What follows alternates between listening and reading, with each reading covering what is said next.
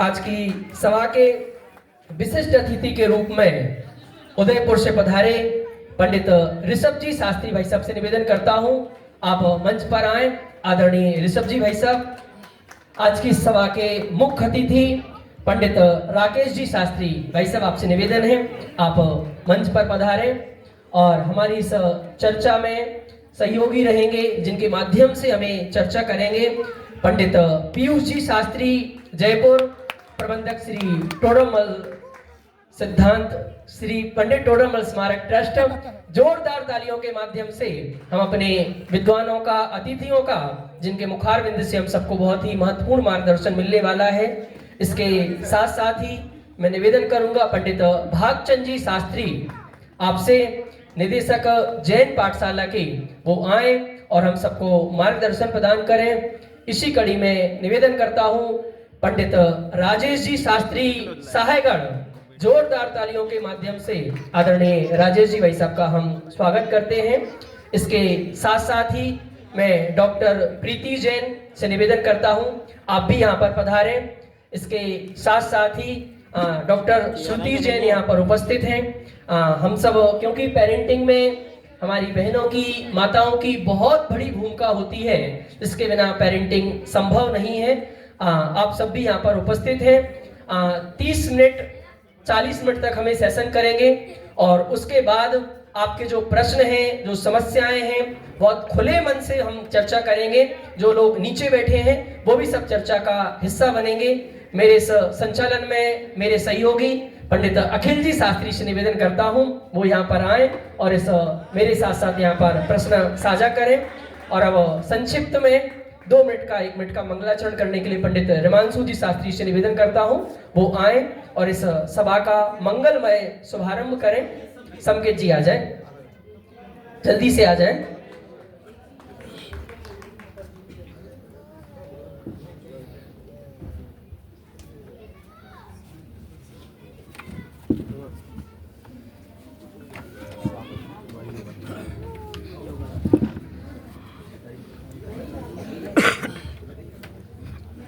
सभी को सादर जय जिनेन्द्र, हाथ जोड़ ले में सभी। नमो अरिहंताणं, नमो सिद्धाणं, नमो आयरियाणं, नमो वज्रायाणं, नमो लोये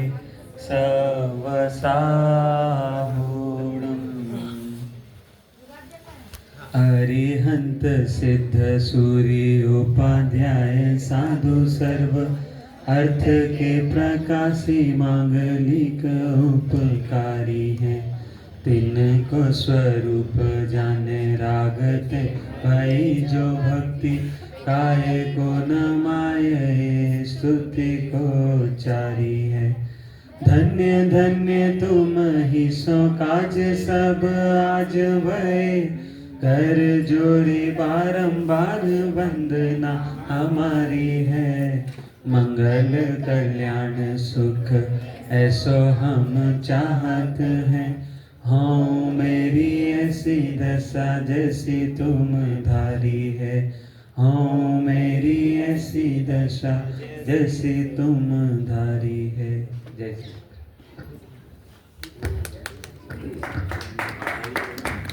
बहुत बहुत धन्यवाद पंडित संकेत जी शास्त्री का, जिनके मुखार बिंद से हमने मंगलाचरण किया। हमारे एक और अतिथि जिनके माध्यम से हम चर्चा सुनेंगे, हमारी दीदी, हम सबकी दीदी, जगत दीदी, नाम प्रमिला दीदी। जोरदार तालियों के माध्यम से, तालियां कमजोर पड़ रही हैं आपकी। प्रमिला दीदी यहाँ पर मंच पर आए और आप प्रिंसिपल हैं, आपको बच्चों को कैसे ट्रेंड किया जाता है, कैसे ज्ञान शिक्षा दी जाती है, इसमें आपको महारत हासिल है।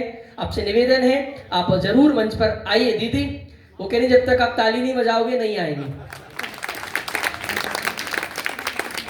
आपके माध्यम से मुखार या आगे आ जाए दीदी, आगे आ जाए। आपको जहां भी लगे कोई विशेष बात है, आप हम सबका मार्गदर्शन करेंगी।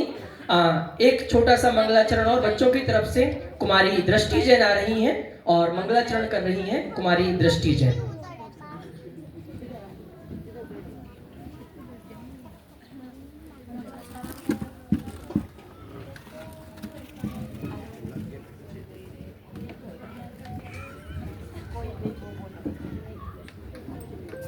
दृष्टि कहाँ है? आ रही है। उससे पूर्व योगाध्या जैन आए और हमारे सभी गणमान्य अतिथियों का स्वागत करें, और जो नीचे भी अतिथि हैं उनका भी स्वागत करें। योगाध्या जैन। अच्छा, शब्दों से स्वागत करेंगे। आइए। अच्छा, डांस है। आयुष जी प्ले करें।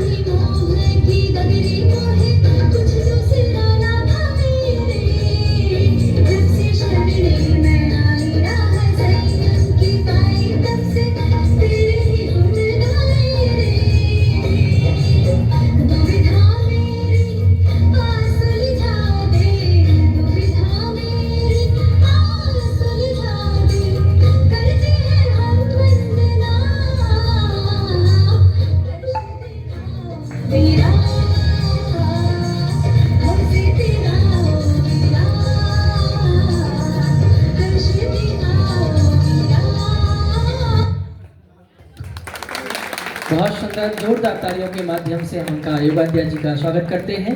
बहुत ही सुंदर स्वागत गीत यहाँ पर प्रस्तुत किया। अब आ रही हैं दृष्टि जैन, जो मंगलमय मंगलाचरण प्रस्तुत करेंगे। अरिहंत सिद्ध सूर्य उपाध्याय साधु सर्व अर्थ के प्रकाशी मालिक उपकारी है। तिन को स्वरूप जान रागते भई, जो भक्ति ताए को नमाए स्तुति को उचारिए। धन्य धन्य तुम ही से काज सब आज भई, कर जोड़ी बारंबार वंदना हमारी है। मंगल कल्याण सुख ऐसो हम चाहत, ओ मेरी ऐसी दशा जैसी तुम धारी है। बहुत बहुत धन्यवाद दृष्टि जी का। साथ ही साथ पीछे से धन्यवाद की आवाज आ गई है मनीष जी का और वर्षा जी का, जो इतने सुंदर संस्कार अपने बच्चों को दे रहे हैं। और अब मैं निवेदन करता हूं आदरणीय गजेंद्र जी भाई साहब से और आदरणीय अध्यात्म जी भाई साहब से पधारें और हमारे सभी अतिथियों का स्वागत करें। चूंकि सब घर के ही हैं, घर ही है, इसलिए हम औपचारिकताओं में बहुत ज़्यादा समय खराब करना नहीं चाहते। फिर भी भाई साहब का निवेदन है, आदरणीय संजीव जी भाई साहब से निवेदन है, आदरणीय संजीव जी भाई साहब भी शास्त्री हैं, आप सबका परिचय होगा ही। मैं निवेदन करता हूं, हम सब जोरदार तालियों के माध्यम से सभी अतिथियों का सम्मान करते हैं यहाँ पर। रे आत्म ध्याना आत्म में रम जाना, आत्म ध्याना आत्म में रम जाना, आत्म ध्याना। एक प्रश्न तुमसे पूछूं उत्तर मुझे बताना, आत्म ध्याना आत्म में रम जाना, आत्म ध्याना आत्म में रम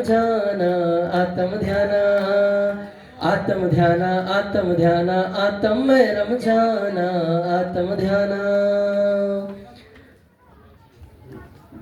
हमारे अतिथियों का, हमारे विद्वानों का स्वागत सत्कार यहाँ पर हो रहा है, जिनके मुखारविंद से हम सब बहुत प्रासंगिक, बहुत ही महत्वपूर्ण, बहुत ही जरूरी चर्चा यहाँ पर सुनने वाले हैं। भैया माइक रख दो ऊपर। कहाँ है सूरज भाई? माइक वाले भाई कहाँ गए?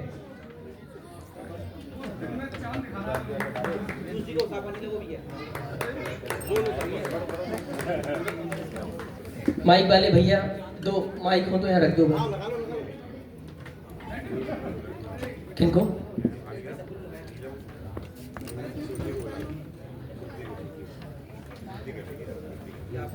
सुट्टी जी आ जाए, डॉक्टर सुट्टी।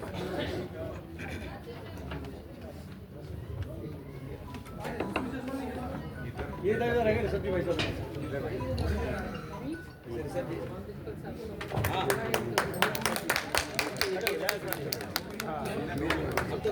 तालियों के माध्यम से हम अपने सभी अतिथियों का, सभी विद्वानों का स्वागत करते हैं। स्वागत की परंपरा यहाँ पर पूर्ण हुई और अब चलते हैं जिस विषय पर हम चर्चा के लिए यहाँ पर उपस्थित हुए हैं, वो पूरा पैनल हमारा तैयार है। और अभी भी एक बार जोरदार तालियों की आवाज आपकी नहीं आई है कि आप सुनने तैयार है कि नहीं है? तालियां भी कम है, थोड़ा थोड़ा सुनने तैयार है। देखिएगा, समय बहुत बदल चुका है। जब हम लोग तो नहीं, आप लोग बच्चे हुआ करते थे तो माँ बाप की बहुत सारी संतानें होती थी, 5-6, तो वो एक हुई दूसरे में व्यस्त हो जाती थी, तो पालन पोषण का इतना टाइम मिलता था नहीं मिलता था। हम तो उस पीढ़ी में बड़े हुए हैं, पर अब हम दो, हमारे दो का कल्चर चल रहा है और बच्चे बहुत एजुकेटेड हो रहे हैं, बहुत स्मार्ट है, बहुत समझदार है। ऐसे युग में, ऐसे समय में, क्योंकि हमने ये देखा कि पेरेंट्स की कोई भूमिका नहीं होती है। बच्चे जैसे ट्रैक पर चल रहे हैं, गाड़ी दौड़ रही है, अपने आप दौड़ जाएगी। पर आज के समय में बच्चों के मार्गदर्शन में, बच्चों की ग्रोथ में, उनके विकास में पेरेंट्स का क्या योगदान है? ये प्रश्न मेरा भागचंद जी भाई साहब से है कि आज के समय में बच्चों के विकास में, उनकी ग्रोथ के लिए, उनकी पेरेंटिंग के लिए पेरेंट्स का क्या कोई योगदान है या नहीं है? यदि है तो कितना है, वो आप बताइएगा। सभी को सादर जय जिनेंद्र। और जिनेंद्र जी, मैं 2-3 मिनट ही लूँ, आराम से, टाइम ज़्यादा इम्पोर्टेंट टॉपिक है। इसके बाद का प्रोग्राम शायद यही रखाएगा।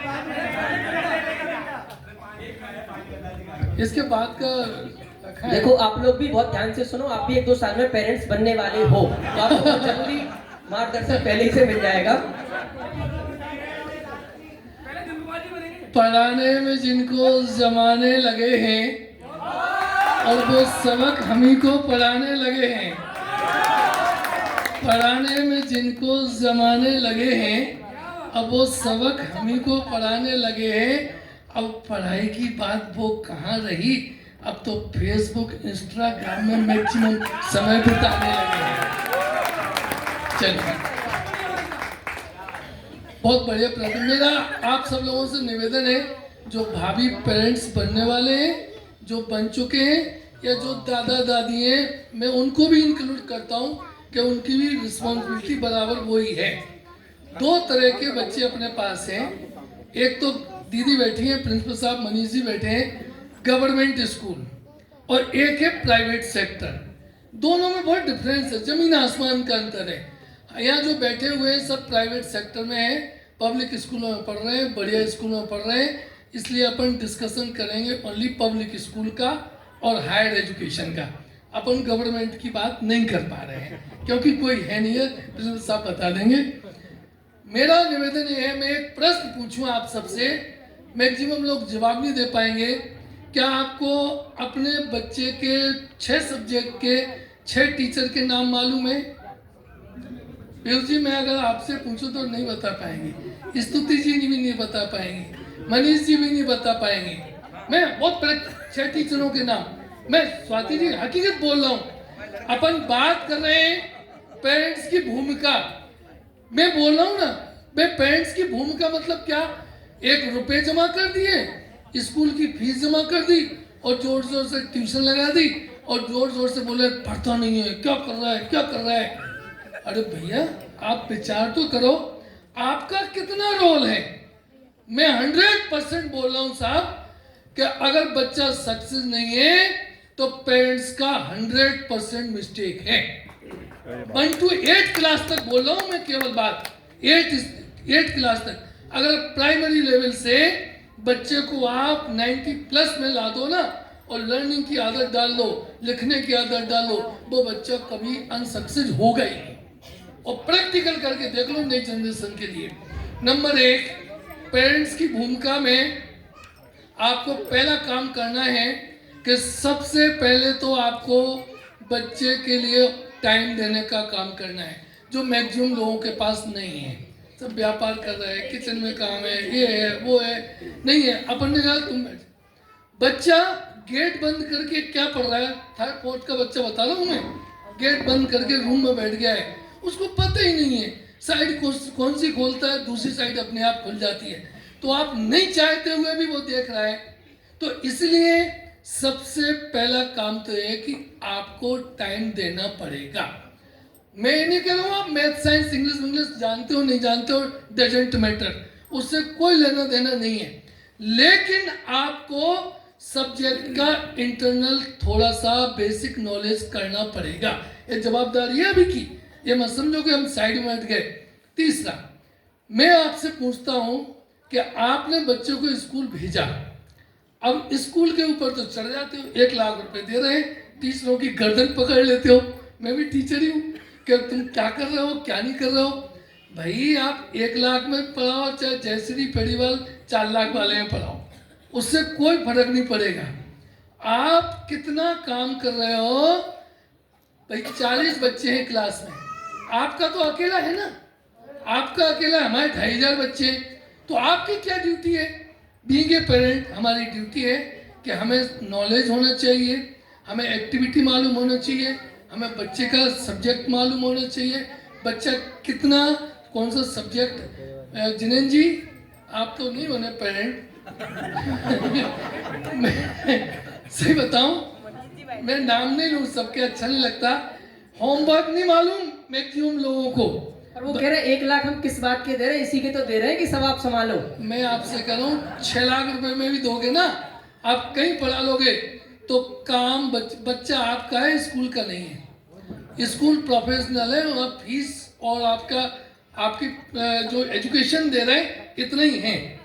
आपको आप पेरेंट्स की बात कर रहे हैं, अपन स्कूल पे डिस्कस ही नहीं कर रहे हैं, स्कूल पे डिस्कस नहीं कर रहे हैं हम। तो हमारे लिए हमें बच्चे का होमवर्क नहीं मालूम है, बच्चे को क्या होमवर्क मिला, हमें टेस्ट की डेट नहीं मालूम है, हमें बच्चा क्या सब्जेक्ट में क्या क्या पढ़ रहा है ये नहीं मालूम। तो मेरा मतलब इतना सा है, एक काम करें। एक काम और इम्पोर्टेंट है जो आप करें, मैं 1 to 8 की खास बात कर रहा हूँ। 9th क्लास के बाद बच्चा आपके हाथ में नहीं है, 9th के बाद नहीं है, आप पक्का मान लीजिए कि वो आपकी बात नहीं सुनेगा और मानेगा ही नहीं। एक नियम कर ले, आज नवीन जी ने बहुत मेहनत करके काम कराया, अरविंद जी नवीन जी ने, आज एक नियम कर ले कि सब बच्चों को जो लर्न कर रहे हैं उनसे आप सुने नहीं, रिटन राइटिंग में करवाने की आदत डाल दें। 90% नहीं आए महीने भर में तो आप बोलना, बिल्कुल आप नियम कर लो साहब। बच्चे को बोलो ही मत। बच्चे को मम्मी क्या करती, किचन में खाना बना रही, बच्चा क्या करता है, लर्न करके आ गया, मम्मी सुन लो सुना के वो खेलने भागे। मम्मी भी खुश, बच्चा भी खुश, पर मार्क्स नहीं आए तो टीचर की छाती पे चढ़ गए कि अरे भाई तो मेरे को सुनाता था, फिर क्यों नहीं आए? अरे भैया एग्जाम में लिखना नहीं, सुनाना नहीं है, लिखना है। तो आप 6 रजिस्टर अपने बनाइए और उनके ऊपर बच्चे के एक सब्जेक्ट के बच्चे भी बैठे हैं, एक आंसर को वर्कशीट डाल के लिखवाइए। नई रिजल्ट आए तो बताइए। तो मेरे हिसाब से विषय लंबा है, मैंने एक पीडीएफ बना रखी है, 1.5 घंटे का है। How can deal to PTM एक अलग सब्जेक्ट है, हाउ टीचर्स की तरफ से कैसे पीटीएम डील करें, कौन कौन से क्वेश्चन पुटअप होते हैं, टीचर के पेटेंट जवाब होते हैं। आप जाके देखो स्कूल में, आपको बोलना ही नहीं देंगे, आपके पहले आपके ऊपर चढ़ जाएंगे, तो आप करोगे क्या? आइए, बहुत गहरी चर्चा है, लंबी चर्चा है, हम बाद में अभी और आएंगे भाई साहब के पास, चूंकि हमें चर्चा कर रहे हैं। ये बात हमने अभिभावक के तौर पर की। अभी मैं एक रिसर्च पढ़ रहा था, हार्वर्ड यूनिवर्सिटी की रिसर्च थी। रिसर्च में ये था कि हम बच्चों को जितना सहज रखते हैं उससे उनकी क्रिएटिविटी, प्रोडक्टिविटी, कुछ रचनात्मक वो कार्य कर पाती हैं। तो मुझे एक प्रश्न बच्चों की तरफ से मैं आदरणीय पीयूष जी भाई साहब से पूछना चाहता हूँ, कहीं हम बच्चों के साथ ओवर एक्सपेक्टेशन तो नहीं कर रहे हैं कि आज के बच्चे हमारे ओवर बर्डन तो नहीं है? मतलब हम अपनी बात सोचें कि हम इस उम्र में कितना करते थे, कितना पढ़ते थे, आज उनके ऊपर कहीं बहुत ज्यादा बोझ तो नहीं है, वो उस बोझ के तले दबे हों और अपनी बात किसी से कह नहीं पा रहे हों। वहां टीचर डंडा मारता है, यहाँ हम डंडा मारते हैं और वो अंदर ही अंदर घुट रहा हो, तो इसका क्या समाधान है? डंडा कोई नहीं मार रहा आज के डेट में, आज नियम बन गया है, कानून है, जेल में भिजवाओगे क्या? डंडा की परिभाषा अलग है।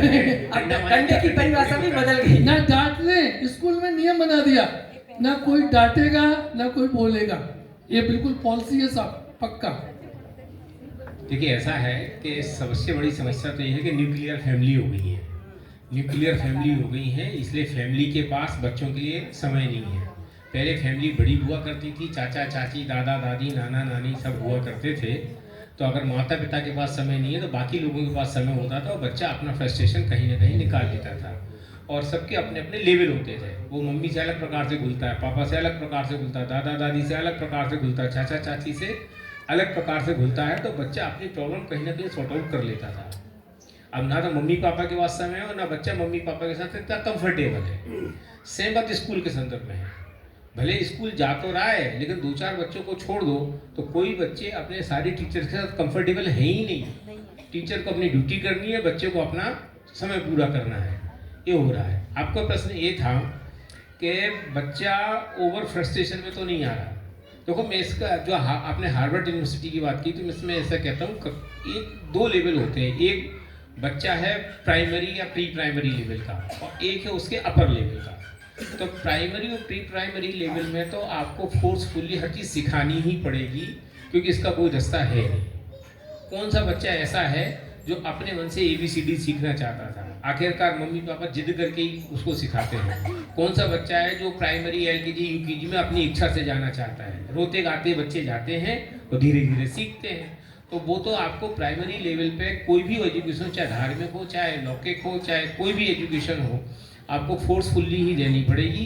और आगे की एजुकेशन में आप उसको as a friend, as a समझ लो क्या बोलना चाहिए, एज ए मार्गदर्शक आप उनको मार्गदर्शन। कोई आप इसका एज लिमिट बताएंगे, क्लास बांट के बता देंगे? कह सकते हो जैसे भागचंद जी का कक्षा 8वीं तक बच्चा आपके कंट्रोल में, उसके बाद बच्चा अपने आप इतना विकसित हो जाता है आज के एनवायरनमेंट में, और खास करके जो सोशल मीडिया और जो दूसरी सब चीज़ें हैं, कि वो अपने आप ही हर चीज़ का फैसला करने लगता है। लेकिन मुद्दा ये है कि वो फैसला किस चीज़ों पे डिपेंड होगा कि आपने शुरू से उसकी पेरेंटिंग कैसी की, उसके हिसाब से वो आगे बढ़ेगा।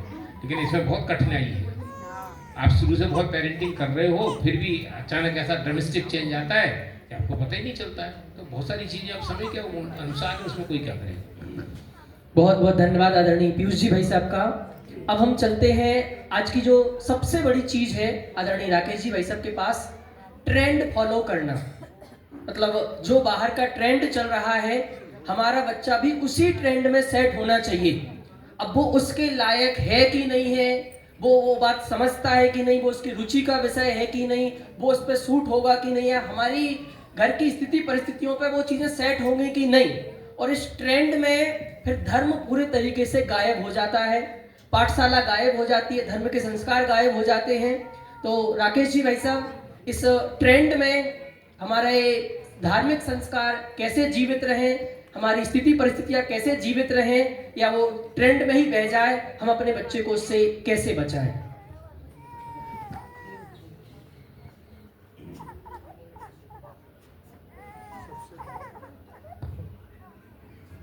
सबसे पहला अपना कर्तव्य है, दुनिया में कुछ भी होता हो, हमारा बालक प्रातःकाल जिनेंद्र देव के दर्शन करके ही आगे किसी गतिविधि में जाए।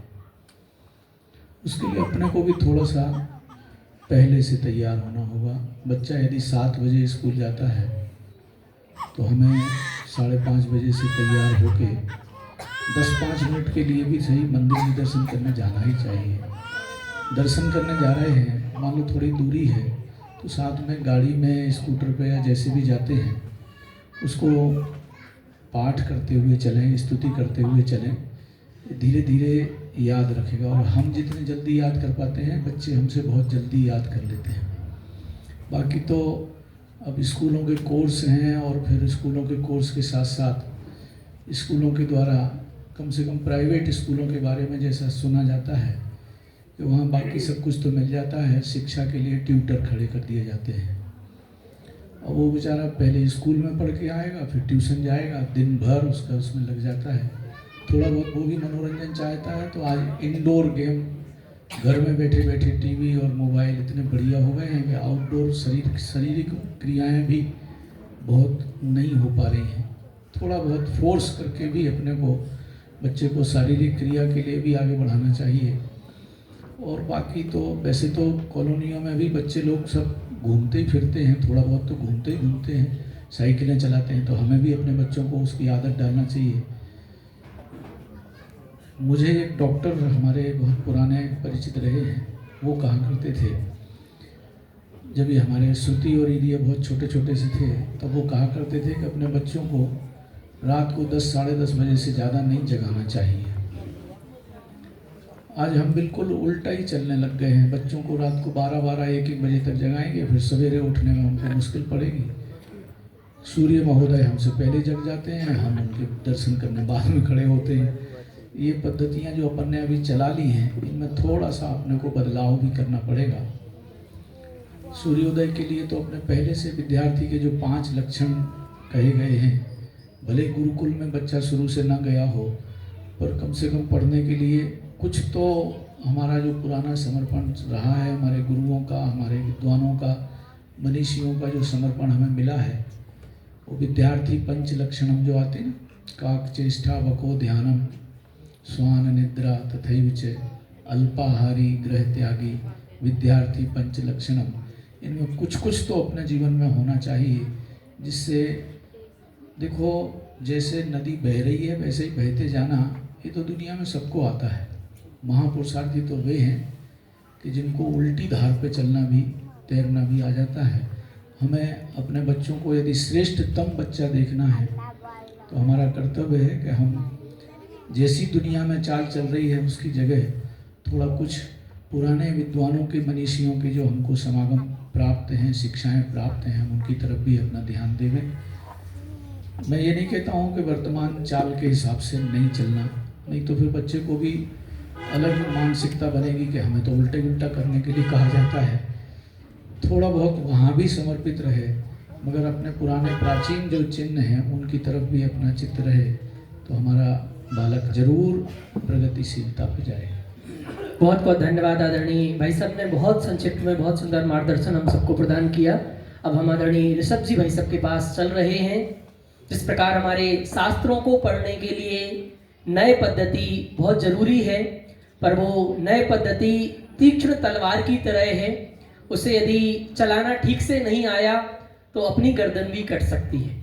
वैसे ही आज के समय में हमारी जो एजुकेशन है, अब वो मोबाइल बेस्ड हो गई है, इंटरनेट बेस्ड हो गई है। इसके बिना पढ़ाई आप कर नहीं सकते हैं। पढ़ाई के लिए साधन तो चाहिए ही चाहिए है। तो मेरा निवेदन है कि पढ़ाई भी रहे और सोशल मीडिया, इंटरनेट, एआई, इन सब के दौर में बच्चा कैसे संतुलित बैठा ले और अपने जीवन को कैसे इनका सही उपयोग करे, दुरुपयोग से बचे, उस विषय पर आप मार्गदर्शन करें। बहुत ही अच्छा प्रश्न जिनेंद्र जी ने रखा है। मेरे लिए कितना समय है मुझे ये बता दो। 3 मिनट में तुम्हें चलिए फिर तो मैं अपने हिसाब से बहुत संक्षिप्त बात कहूँगा कि नीट का एग्ज़ाम देते हैं, उसकी तैयारी करते हैं, बच्चे किताब पढ़ते हैं मोटी मोटी। पेरेंट्स बनने से पहले कितने लोगों ने एक आध किताब पढ़ी है? कोई अगर हो तो हाथ खड़ा करें। पेरेंट्स बनने से पहले किसी ने कोई पुस्तक पढ़ी है? पेरेंटिंग क्या होती है? किसी ने भी नहीं पढ़ी है? बुक्स नहीं पढ़ी है। और अगर पढ़ी भी है तो माँ बहन ने पढ़ी होगी, बनने वाली माँ ने पढ़ी होगी कि गर्भ अवस्था से देखभाल, ऐसी कोई पुस्तक बाजार में आती है वो पढ़ी है। लेकिन अपने हिसाब से, या मैं लौकिक भी बताऊं, जो श्रेष्ठतम है काका कालेलकर की पुस्तकें हैं, बहुत मनोविज्ञान के ऊपर बच्चों के आधारित लिखी है, वो हम पढ़े। लेकिन जो मेरे लिए जो प्रश्न इन्होंने रखा है, सोशल मीडिया, हम इसे दूर नहीं कर सकते बच्चों से। ये बात बहुत सत्य है कि आज दूर नहीं कर सकते। एक तरफ ऑर्डर आ रहा है कि हम मोबाइल का उपयोग प्रतिबंधित है और वही ऑनलाइन वर्क भी देते हैं, करें तो क्या करें? ऐसी परिस्थितियों में हम बच्चों के ऊपर निगरानी रखें। होता क्या है, बच्चा क्या चला रहा है, आप जैसे उसके पास गए, वो 1 मिनट में एक क्लिक करता है, वो साइट आउट हो जाए, आपको पता ही नहीं चलता है कि वो क्या कर रहा है।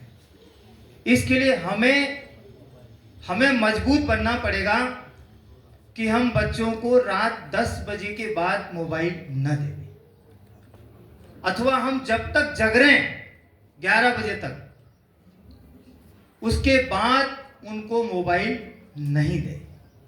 ये अगर हमारा बच्चा बिगड़ रहा है तो सबसे ज्यादा योगदान है तो वो इस मोबाइल का है, सोशल मीडिया का है, उस कारण से वो बिगड़ रहा है। थोड़ा सा इस सोशल मीडिया पर हमें अपने आप पर संयमित होने की जरूरत है। हम ऐसे ऐसे फोटो डाल रहे हैं कि हमें देख करके शर्म आए।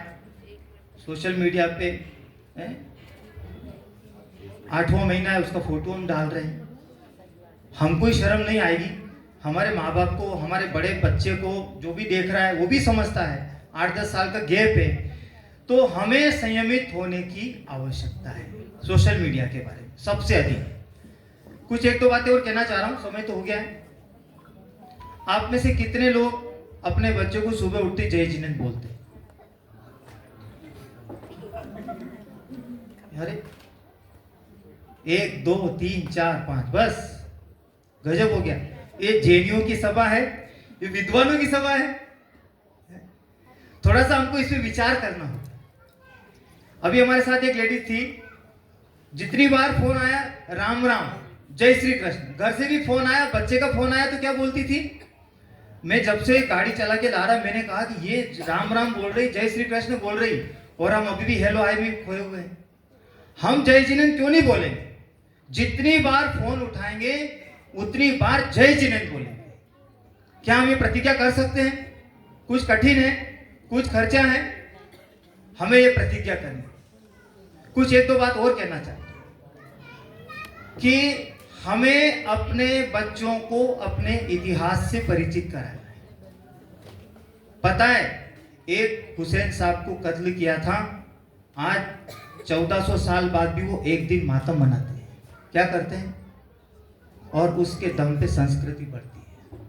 हमारे 800 मुनिराजों को गोवा में मरवा दिया एक पादरी ने। गजन जी, आप तो बहुत इतिहास पढ़ते हैं, हजारों।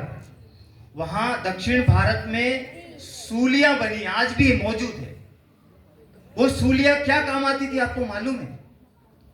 सूली होती क्या है? एक लकड़ी की तीखी नोक होती है और उस पे आदमी को यूं बिठा करके और दोनों टांगे खींच दी जाती और उसको छोड़ दिया जाता, और वो तड़प तड़प करके, आप सोचो पीछे मल मार्ग में उसको फंसा दिया जाता है और फिर टांगे खींच दी जाती नीचे, अभी मरा नहीं है।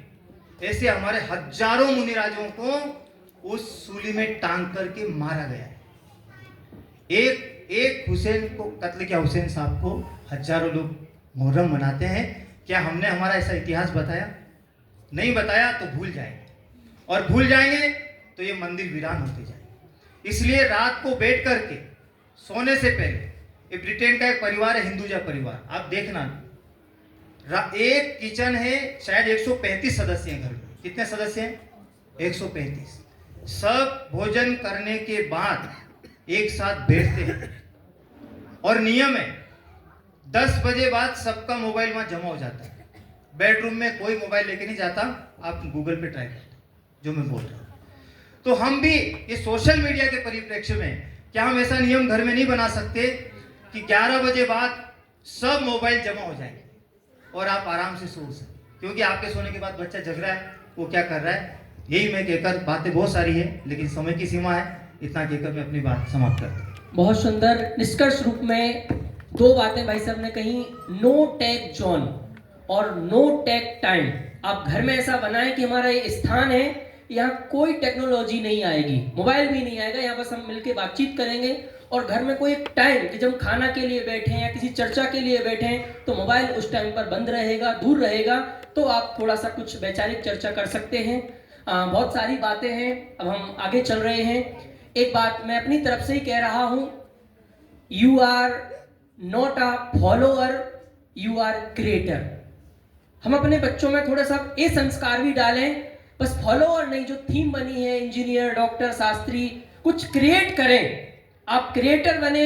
आज थोड़ी दुनिया अलग तरीके की चल रही है, वो फिक्स पैटर्न में अपने बच्चों को नहीं बांधे पहले से कि तुझे तो शास्त्री बनना है, तुझे इंजीनियर बनना है। शास्त्री बन, पर शास्त्री के बाद तू कुछ ऐसा स्टार्टअप क्रिएट कर, कुछ ऐसी नई चीज बना इससे कुछ लोगों को फायदा हो।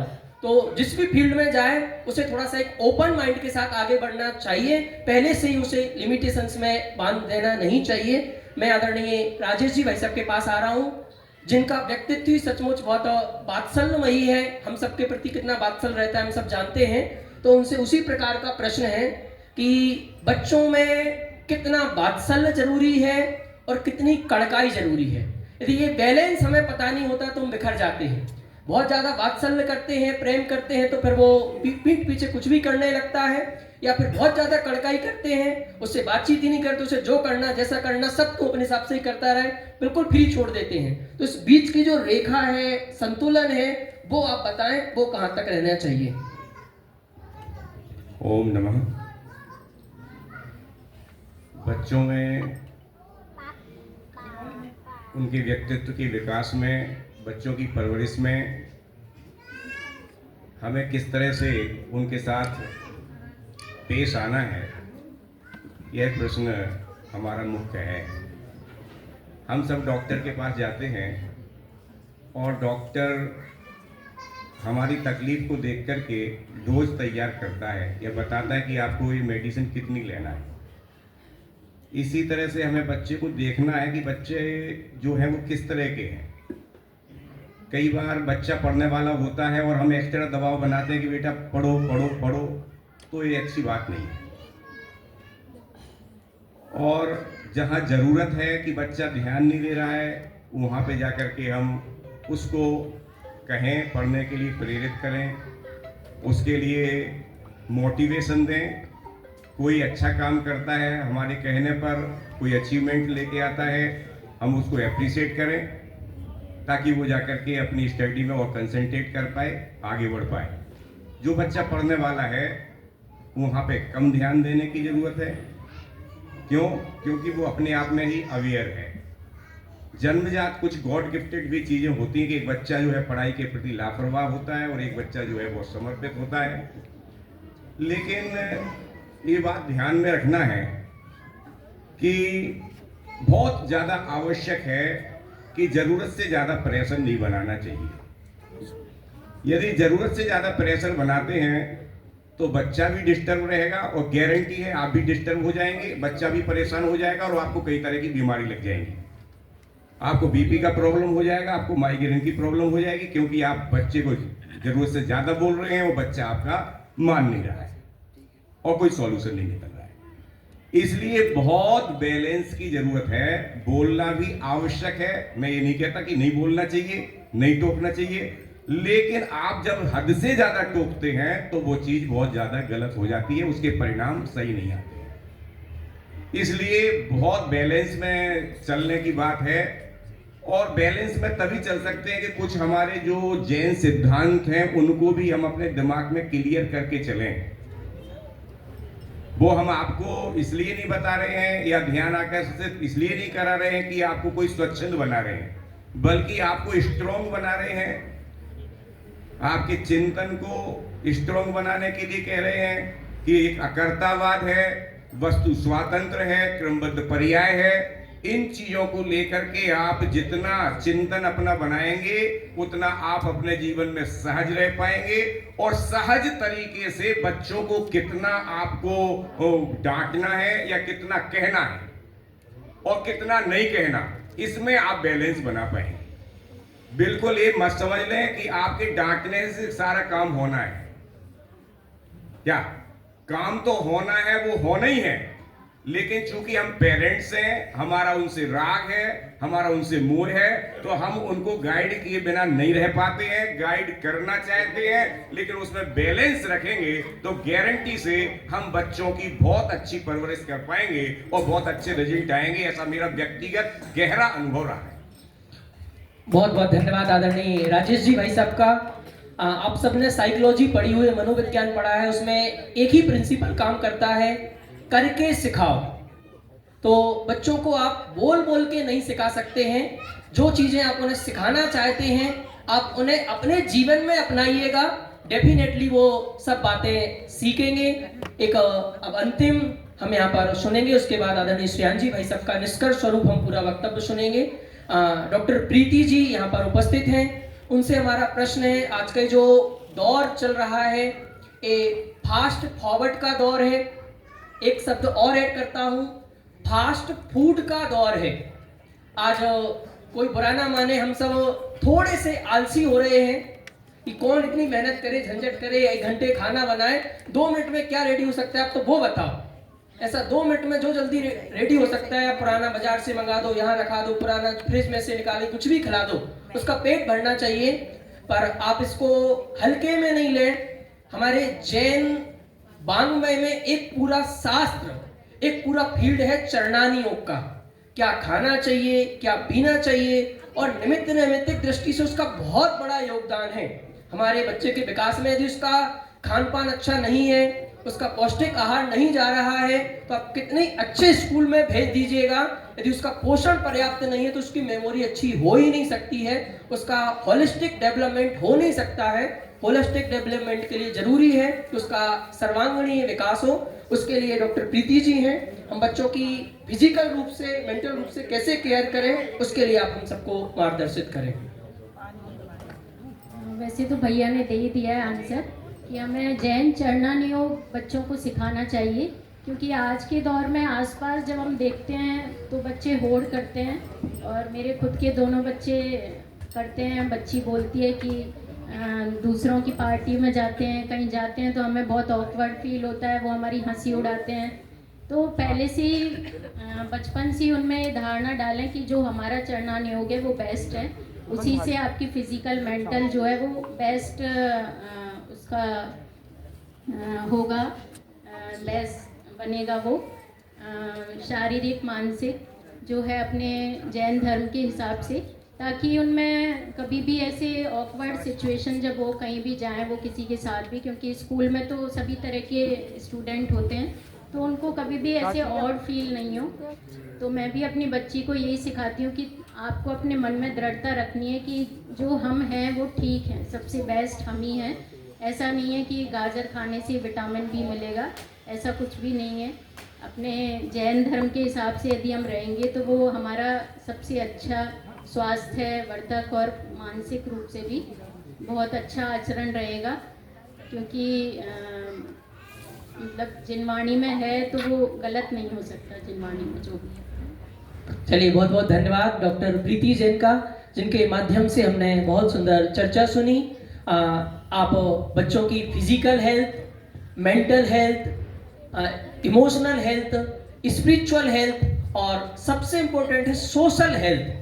आज हमने बिल्कुल बांध दिया है कि जो कुछ है वो सिर्फ किताबों में है और जो कुछ है वो स्कूल में है, पर नहीं, असली दुनिया बाहर में है।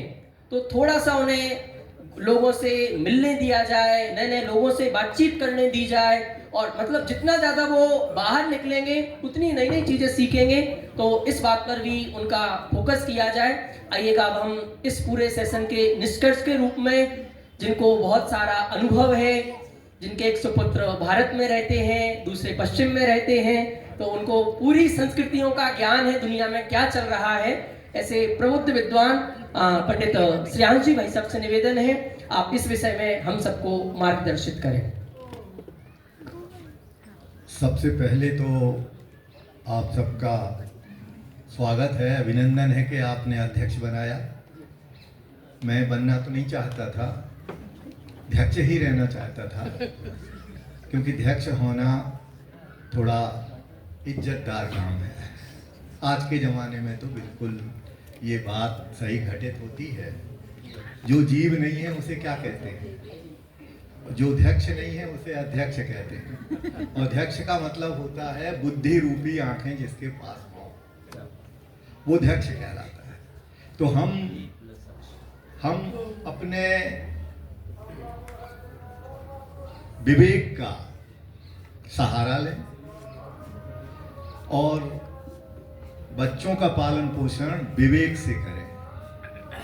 कोई क्या करता है वो मायने नहीं रखता। हम बच्चों को वातावरण कैसा दे रहे हैं।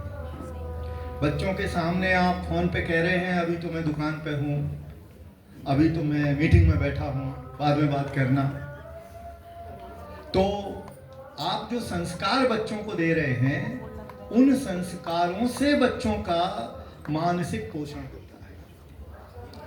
भोजन से शारीरिक पोषण होता है और विवेक से मानसिक पोषण होता है, और बच्चों का पालन इमोशनल क्वेश्चन से होता है, सूचनाओं के आदान प्रदान से नहीं होता। आज के युग में इंटरनेट का युग है, अब इंटरनेट से आगे का युग आने वाला है, जिसको AI बोलते हैं, आर्टिफिशियल इंटेलिजेंस। और भारत की एक ऐसी भाषा है संस्कृत, जो आर्टिफिशियल इंटेलिजेंस से सबसे ज़्यादा प्रभावित है। और संस्कृत के लोगों के बीच में मैं रहा और मैंने ये अनुभव किया कि सबसे ज़्यादा अंधविश्वासी, सबसे ज़्यादा लोभी, लालची संस्कृत के लोग होते हैं। भाषा माध्यम होती है, उस भाषा में रचित जो वाङ्मय है वो किसी भी संप्रदाय का हो, उसमें जो विवेक का संस्कार है, अगर तुम अपने जीवन में वो संस्कार लेकर के आओगे तो मैं मानता हूं कि आपके बच्चों का पालन पोषण सही होगा। आपने बच्चों को स्कूल में भेज दिया, बहुत अच्छे स्कूल में भेज दिया, परंतु घर में उनके पास वैसा माहौल नहीं है, विपरीत है, तो वह बच्चा संघर्ष में ना इधर का रहेगा ना उधर का रहेगा। अतः उतना ही पैर पसारना चाहिए जितनी आपकी चादर है। बच्चों का पालन पोषण हमें करना है, ये अहंकार भी हमें नहीं करना चाहिए। बच्चे अपना भाग्य लेके आते हैं, अपनी बुद्धि लेके आते हैं। उन्हें तैरने के लिए कुएं में पटकना चाहिए, नदी में उतारना चाहिए, पटकना चाहिए और बचाना चाहिए। अगर बच्चों में विवेक नहीं है तो आप विवेक की जागृति का प्रयास करें, विवेक के ऐसे उदाहरण दें, कहानियों की पुस्तकें ला करके दें। हम गेहूं सुखाते थे, बच्चों को ऊपर बिठाना होता था कि कबूतर ज्यादा नहीं खा जाएं, तो वो कैसे बैठेंगे? तो कॉमिक्स ले आ, अच्छे वाले कॉमिक्स ला करके दे दो उनको, किताबें ला करके दे दो। पहले घर घर में नंदन करके एक पुस्तक आती थी, और भी चंदा मामा वगैरह बहुत सारी किताबें आती थी। अब ये सब प्रायः बंद हो गया है। हम बच्चों के ऊपर संस्कार लादना चाहते हैं, उनके अंदर जिज्ञासा पैदा नहीं करना चाहते कि वो संस्कारों को और अपनी सामर्थ्य को संभाल करके अपनाएं, और उन्हें ये महसूस होना चाहिए कि उनका जीवन उनके परिश्रम से ही बनने वाला है। माँ बाप कुछ नहीं कर सकते। अभी जैसे हमने आप सब लोगों को सुना तो बहुत सारी बातें पता पड़ी। पेरेंट कौन है? बच्चे का सबसे बड़ा गुरु माँ होती है। माँ से संस्कार मिलते हैं। विवेक की आंखें भी अगर माँ बाप से उन्हें मिलने लग जाएं, और इमोशनल क्विसेंट माने संवेदनाओं का स्तर प्रतिकूल ना हो। अब प्रतिकूलता और अनुकूलता कहां से आप आंकेंगे? समाज से आंकेंगे, धर्म से आंकेंगे। अगर आप समाज से आंकेंगे तो जीवन जीने के लिए जो सदाचार आवश्यक है वो आप सिखाएं। जीवन जीने के लिए जो कर्तव्य है वो कर्तव्य आप उनको बताएं, और एक पाठ जरूर सीख करके जाएं। अगर आपको पेरेंट बनना है, सही तरीके से अपने बच्चे का पालन पोषण करना है, तो आपको थोड़ा कठोर भी बनना होगा। सरल और कोमल तो बनी ये, बच्चे के प्रति कौन माँ बाप ऐसे होते हैं जो उनका बुरा चाहते हैं? मैं समझता हूँ कोई नहीं होता, परंतु उन्हें कठोर बनना होता है और बनना चाहिए। 5 साल के बाद बच्चा अभाव की पाठशाला में जितना सीखता है, वो कितना भी आप उसे उपलब्ध करा दे संसाधन, वो नहीं सीख पाएगी। इसलिए अभाव की पाठशाला भी आपको अपने यहाँ खोलनी होगी। तो बहुत सारी बातें हैं। बच्चों को हम माहौल दें। उनको ये नहीं कहे कि तुम्हें मंदिर जाना बहुत जरूरी है, मंदिर नहीं जाओगे तो आप जैनी नहीं हो, आप मंदिर नहीं जाओगे तो हम अपने घर में नहीं रखेंगे। ये अगर आप कहेंगे तो कदाचित वो तब तक मंदिर जाएगा जब तक उसकी मजबूरी है। हमारे दोनों बच्चे सवेरे उठ करके तैयार होके स्कूल की ड्रेस पहन करके और मंदिर जाते थे पहले, उसके बाद आकर के दूध पीते थे। वो विमल जी थे हमारे मराठा वाले, तो वो कहते थे कि राम लक्ष्मण जा रहे हैं, और भी दूसरे लोग कहते थे कि भैया बहुत अच्छे बच्चे हैं। और जब वो बड़े हुए तो मंदिर जाना छोड़ बैठे। जरूरी नहीं, मंदिर के प्रति दुर्भावना नहीं है, मंदिर के प्रति किसी भी प्रकार का गलत भाव उनके मन में नहीं है, किंतु मंदिर जाने वालों का ये कर्तव्य है कि वे मंदिर से क्या सीख करके आ रहे हैं और बच्चों के आगे क्या प्रस्तुत कर रहे हैं। पूजा करके आप मंदिर से घर आ गए और घर आकर के अगर बहू ने खाना नहीं बनाया और आप भाषण देने लग गए तो फिर क्या उसका संस्कार पड़ेगा आपके बच्चों पर। बहुत सारी बातें हैं, बहुत सारे एस्पेक्ट हैं, आप उन सब पर विचार करिए। और कोई एक पैटर्न नहीं है, कोई एक पाठशाला नहीं है कि जहां एक जैसी शिक्षा, ज्ञान का विकास हर स्कूल में होता है। भाई इन्होंने कहा था गवर्नमेंट स्कूल का बिल्कुल अलग है और प्राइवेट स्कूल का बिल्कुल अलग है। मैं नहीं मानता। प्राइवेट स्कूल में भी वही अल्फाबेट सीखने हैं, वही गिनती सीखनी है, वही संस्कार सीखने हैं, और गवर्नमेंट स्कूल में भी वही सीखने हैं। माहौल की जरूरत है। माहौल हम बच्चों को देंगे तो उनका पालन पोषण अच्छा होगा।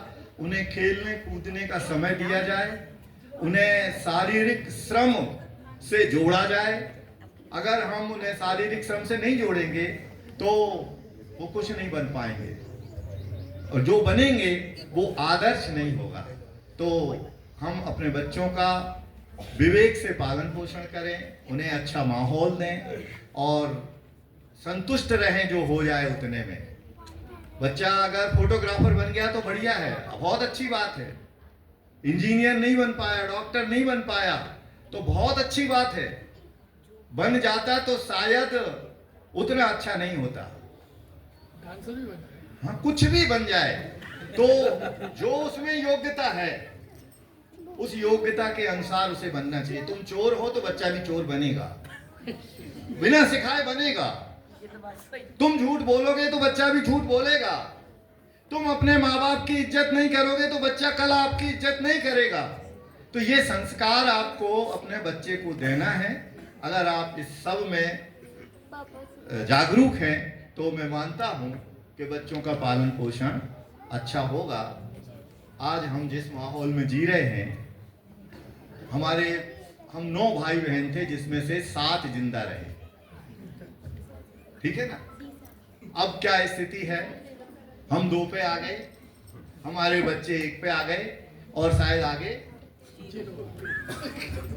क्या होगा। जैनों की जनसंख्या घट क्यों रही है? उनके अंधविश्वास के कारण घट रही है। मैं जहां काम करता था वहां मेरे नाम के साथ जैन नहीं लिखा हुआ है, श्रीयांश कुमार सिंघई। तो बहुत सारे लोग तो जानते ही नहीं है कि जैन है, परंतु ऐसा कोई नहीं है कि जो नहीं जानता हो कि मैं जैन नहीं हूं, क्योंकि मैं रात में खाना नहीं खाता। जब भी कोई कार्यक्रम होता है तो मैं कह देता हूं कि भाई मैं रात में नहीं खाता। मैं ये नहीं कहता कि मैं जैन हूं, तो वो खुद कहते हैं कि ये जैन है। तो मैंने कहा हूं जैन, जैन होना कोई अपराध नहीं है। जैसे वैष्णव होना अपराध नहीं है, शैव होना अपराध नहीं है, वैसा जैन होना भी कोई अपराध नहीं है। और जैन अगर सदाचार से जीवन जीता है तो बहुत अच्छी बात है, आपको भी जीना चाहिए, आपको भी वो सब अपनाना चाहिए। तो माहौल आप क्रिएट करें, माहौल अपने बच्चों को दें और अच्छे पालनकर्ता बने तो पालन बच्चों का अच्छी तरह से होगा। और अभी तो इतना ही कह करके विराम लेता हूँ। धन्यवाद। जय जिनेंद्र। बहुत बहुत धन्यवाद आदरणीय। एक जनों ने ये कहा था कि जय जिनेंद्र बोलना चाहिए। बड़े बड़े पंडितों से मैंने पूछा कई बार कि जय जिनेंद्र का मतलब क्या होता है, तो मैं तो संतुष्ट नहीं हुआ। अब कभी अगर आप व्याख्यान रखें तो जय जिनेंद्र पर एक व्याख्यान आपको दे सकता हूँ। जय जिनेंद्र। समझिएगा, आप जो सैकड़ों पुस्तकें पढ़कर भी जो चीज नहीं निकाल पाते, आदरणीय श्रीयांश जी भाई साहब ने बहुत मार्मिक तरीके से स्व विवेक और एक वातावरण क्रिएट करें और बच्चों को सुविधा भोगी नहीं बनाएं। हम आज ऐसा चाह रहे हैं उसका बिल्कुल हाथ भी नहीं हिल जाए, पैर भी नहीं हिल जाए, सब उसे कुर्सी टेबल पे मिल जाए, नहीं, उसे श्रम करने दें, मेहनत करने दें, थोड़ा अभाव क्रिएट करें, तब वो मजबूत बनेगा।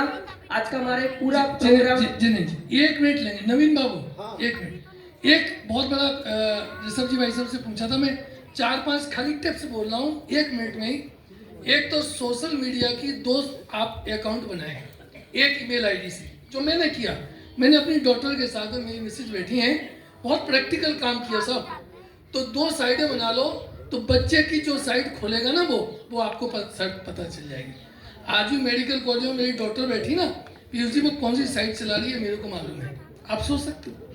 मैंने एक काम। दूसरा काम एक करिए आप कि आप बच्चे का लैपटॉप मोबाइल डाइनिंग टेबल पर रखिए। कमरे का बेडरूम का लॉक ना आप बंद करें और ना बच्चे को बंद करने दें। नियम कर लो। आज के बाद मेरी बात, आप बहुत प्रैक्टिकल बात बोल रहा हूँ मैं, एक चीज़ है बहुत ज़्यादा प्रैक्टिकल बोल रहा हूँ। दूसरा काम क्या करना है कि बच्चों को बोलो कि डाइनिंग टेबल पे बैठ के और वो स्पीकर पे करें। ईयरफोन लगाना नहीं, ईयरफोन नहीं लगाना है, नहीं लगाना है, नहीं लगाना है। वर्टिगो प्रॉब्लम 100% हो जाएगी और बच्चा गड़बड़ हो जाएगा। तीसरा, मम्मी पापा की लड़ाई दिन में 1-8 बार होती है तो वो गेट के बाहर हो, पार्क में ले जाओ ना, कार में बैठा ले जाओ, बढ़िया ऐसी वैसी चलाओ और वहाँ सुना दो। लड़ाई के टाइम पार्क में कैसे ले जा सकते?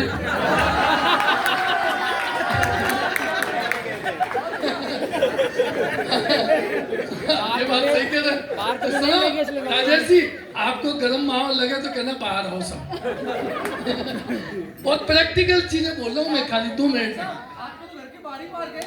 हाँ, मैं तो सब लॉकडाउन में स्कूल नहीं जाता था ना, मुझे बोलना नहीं चाहिए, तो मैंने पूरा पेट्रोल 1 घंटे घूमने में ही डेली खर्च किया है। डेली 30 किलोमीटर घूमता था। मनीष बाबू, आनंद भी तो है भाई, बच्चों के सामने ना आप ज़्यादा अपना प्यार मोहब्बत ना ज़्यादा वो करें। और प्रैक्टिकल बात बोल रहा हूँ, पेरेंट्स ध्यान नहीं रखते हैं, मैं हकीकत बोल रहा हूँ, डायरेक्ट इनडायरेक्ट में बच्चे आपकी कॉपी कर रहे हैं, जैसा आपने बताया ना सर। तीसरा, एक नियम दिलाएं, टिफिन शेयर नहीं कराएं। मैडम बहुत पक्की इंपॉर्टेंट चीज़ है। नॉन वेज लाते हैं बच्चे, एग लाते हैं, मेरे यहाँ स्कूल में महावीर में ले आया, एग लेके आ गया, अलाउ नहीं है, मुस्लिम में ले आया, आप करो क्या करोगे आप रेस्ट्रिकेट कर दोगे, क्या करोगे आप? मेरा मतलब है कि आप नियम करा दीजिए कि बच्चों को फूड शेयर नहीं करना है, बचपन से आदत डाल दें, बचपन से आदत डाल दें। राकेश जी भाई साहब बोले थे, श्याम जी ने बोला भाई साहब ने, दिन में एक बार का नियम दिलाओ, चाहे रात को करा दर्शन, चाहे सुबह करा, चाहे जब जरूरी नहीं है। तीसरा बताऊं मैं, आप अपना फूड बना लो। महिलाएं बैठी हैं, एक दिन केले के समोसे खिलाना है आपको, 7 दिन में खिलाओगे? एक दिन ब्रेड खिलाना है, नहीं खिलाओगे तो दोस्त का खाएगा। तो नियम करो, घर पे बनाना पड़ेगा आपको। एक्चुअली ये सेशन नवीन जी ने किया है और प्रैक्टिकल नहीं आया तो मजा नहीं आएगा।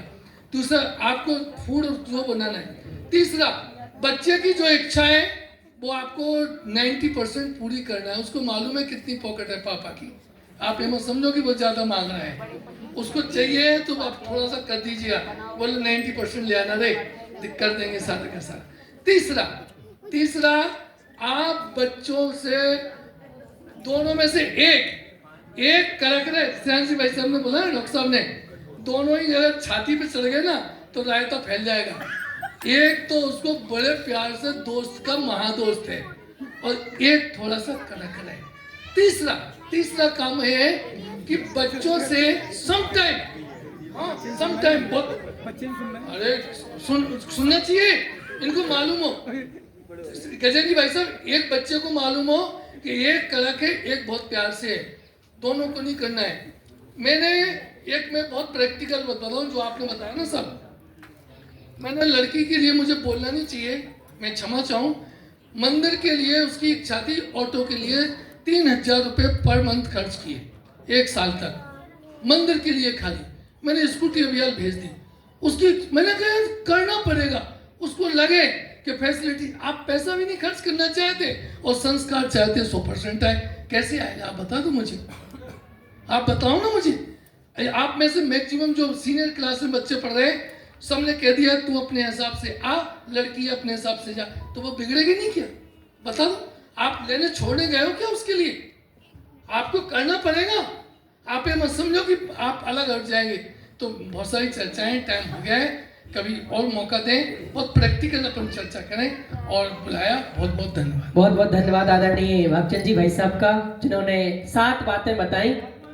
और ये पूरा प्रोग्राम स्क्रिप्टेड नहीं था, ना कोई प्रश्न पहले से बनाए थे, ना किसी को दिए थे, सब चीज़ें तात्कालिक थी। अब एक अंतिम तात्कालिक और आ रहा है, हम सबकी दीदी और माँ जैसी हैं। 2 मिनट आपको, आप बच्चों के बीच में रहती हैं, 2 मिनट आपको बोलना है। दीदी आए और इस सबके बारे में, पेरेंटिंग में संक्षिप्त 1-2 पॉइंट, आप प्रैक्टिकल पॉइंट दे के जाएं। दीदी प्रिंसिपल साहब है और हम सबकी माँ जैसी हैं।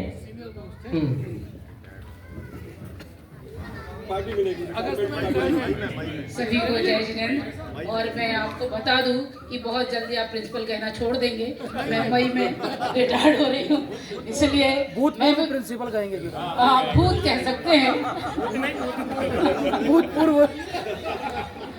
उसकी पार्टी डिक्लेयर कर दो ना अभी। पार्टी डिक्लेयर है। दीदी आपकी इज्जत बढ़ जाएगी भूत होते ही, क्योंकि लोग भूतों को ज्यादा मानते हैं। और वो तो मैं नहीं कह सकती हूँ, और मैं ये सोचती हूँ कि पद से इज्जत और नाइज्जत का कोई सवाल नहीं है, पर इन लोगों ने जबरदस्ती एक चढ़ाते नहीं है जिसको चने के झाड़ पर, वो प्रिंसिपल 4th क्लास के बराबर है। नहीं, आप तो माँ हो, और ममता मई कोई बात आप कहो और इसका समापन करें। मैं सभी की चीज़ें सुन रही थी, सभी की बातें सुन रही थी, उसमें मुझे 2-3 बातें जो बहुत ज़रूरी लगी, और मैं अपने स्टाफ के साथ जब बैठती हूँ तो वो भी इन बातों पर कभी कभी कह देते हैं कि जैसे हर समय लौटकर आता है, हर फैशन लौटकर आती है, पहले छोटी आस्तीन के ब्लाउज, फिर बड़ी आस्तीन के ब्लाउज, फिर छोटी आस्तीन के ब्लाउज, इस तरह से हर चीज़ द्वारा आती है। तो पहले जब हम सम्मिलित परिवार में रहते थे तो लगा कि नहीं, इसमें तो देखिए सम्मिलित परिवार 4 बर्तन होंगे तो वो आवाज़ करते हैं, तो सबको लगा नहीं, इससे अच्छा तो हम अलग रहें। अब अलग रहते रहते बहुत समय बीत गया, तो वापस, मैं ये अपनी बात नहीं कह रही हूँ, मुझे तो एहसास है ही, लेकिन बाकी जो हमारे साथी हैं, कई स्कूलों में रह चुकी और मोस्टली गर्ल्स स्कूल में रही हूँ अभी, मतलब 8 साल को छोड़ के 30 साल की नौकरी में बाकी गर्ल्स स्कूलों में ही रही, और बहुत सारे लेडी टीचर्स से ही हमारा नाता रहा है, और इन 8 साल के अलावा तो सबसे बहुत अच्छे से रिश्ता रहा है। अब तो थोड़ी दूरी भी मेंटेन रहती है, तो उसमें सबका अब एक ही कहना है कि भले वहाँ लड़ाई होती है, कुछ भी होता है, लेकिन अगर हम अपने बच्चे को अच्छा चाहते हैं तो हमें वापस उसी सम्मिलित परिवार की तरफ जाना पड़ेगा। ये मतलब ये मैं आपको कहूँ 6-8 महीने पहले भी एक ऐसे ही चर्चा हुई कि अब सबको इस चीज़ की वापस आवश्यकता समझ में आने लग गई कि जो सम्मिलित परिवार में होता है वो एकल परिवार में कभी नहीं होता, और हम अगर अपने बच्चों को अच्छा चाहते हैं तो हमें सम्मिलित परिवार में ही रहना पड़ेगा, और उसके लिए कुछ कंप्रोमाइज़ सभी को करने पड़ते हैं, एकल परिवार में भी करने ही पड़ते हैं। तो सम्मिलित परिवार में अगर हम अपने लाइफ से कंप्रोमाइज़ करते हैं, सुविधाओं से कंप्रोमाइज़ करते हैं, तो वो ज़्यादा अच्छा होगा। ये मैं अपने तो है ही, साथ साथ अपने साथियों के विचार भी आप सबके बीच में साझा कर रही हूँ। दूसरी बात, आजकल कुछ भी होता है, कोई एक मान लो रंगोली बनानी है तो सब कहेंगे मोबाइल खोलो, मोबाइल में देखो, तो हमारी स्वयं की रचनात्मकता खत्म हो रही है। क्या ये रंगोली पहले नहीं बनती थी? बनती थी, तो कहाँ से बनती थी? और एक ही डिजाइन की बनती थी? ऐसा भी नहीं था, अलग अलग डिजाइन की बनती थी। हमारे यहाँ जब भी कोई शुभ काम होते थे तो चौक कहते हैं, चौक पूरना, तो वो क्या है? एक रंगोली का ही रूप है, और सब अलग अलग तरह से पूरते थे। तो इसलिए अगर रचनात्मकता को जीवित रखना है तो हमें मोबाइल से जरूर दूर रहना पड़ेगा। अब क्या हो गया, मोबाइल में हर चीज़ आ गई। मुझे अभी किसी दिन एक जन आए, उन्होंने सिखाया कि जैसे कोई लेटर बनाना है, किसी को धन्यवाद पत्र बनाना है, तो उन्होंने कहा आप ऐसे करो, इसको डाउनलोड कर लो, इसमें लिख दो कि ये इसके संबंध में धन्यवाद पत्र, तो वो बन के आ जाएगा। फिर आप उसमें अगर कोई चीज़ अच्छी नहीं लग रही तो आप उसमें लिख दो कि इस शब्द को बदला जाए, तो वो दूसरा आ जाएगा। मैं तो देखो मोबाइल फ्रेंडली हूँ नहीं बहुत ज़्यादा, लेकिन कुछ हमारी मजबूरियाँ हैं, हमें जॉब में उन सबको करना पड़ता है, तो थोड़ा थोड़ा ही सीखी हूँ, ज़्यादा तो नहीं। बाकी मैं अपने जो रिटन वर्क हाथ से करना ज़्यादा पसंद करती हूँ, लेकिन आजकल एक स्टेटस सिंबल भी हो गया है कि एक लेटर टाइप होकर जाए और एक लेटर रिटन होकर जाए। तो टाइप वाले को सोचते हैं कि बहुत अच्छा स्कूल है, और जो हाथ से लिख के जाता है लेटर, उसको सोचते हैं कि ये कोई ढंग का स्कूल नहीं है, एक सिंपल सा स्कूल है। तो ये कुछ बातें हैं जिन बात, लेकिन मैं ये चाहती हूँ कि रचनात्मकता जीवंत रहनी चाहिए। इसलिए बच्चों से ये कहो कि बेटा आप अपने मन से सोचो ना कि हम कहाँ क्या कर सकते हैं, क्यों हम मतलब नकल करके कि उसमें जैसी है उसी को रख लेंगे और उसी को देखेंगे। तो इस तरह से मोबाइल से तो दूरी बना के रहनी पड़ेगी। तो लेटर में भी वही है कि जब तक हम अपने मन से अपने विचारों को शब्द नहीं देंगे, जब तक वो सेंटेंस ढंग से नहीं बनेंगे। क्यों? क्योंकि हमने उसमें देखा और उसका वैसे ही वैसे लिख दिया, तो हमें ये कैसे पता लगेगा कि इस चीज़ से हमें ऐसे लिखना है, इस बात को ऐसे करना है। मोस्टली बच्चों की जो योग्यता है, बच्चों का भविष्य, बच्चों की जीविकोपार्जन का जो भी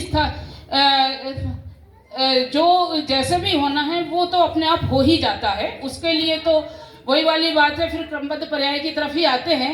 मगर हम सबसे ज़्यादा इस बात पर जोर देते हैं कि अगर नैतिकता बच्चों में आ जाए तो फिर सब कुछ बच्चों के साथ सही ही सही होगा।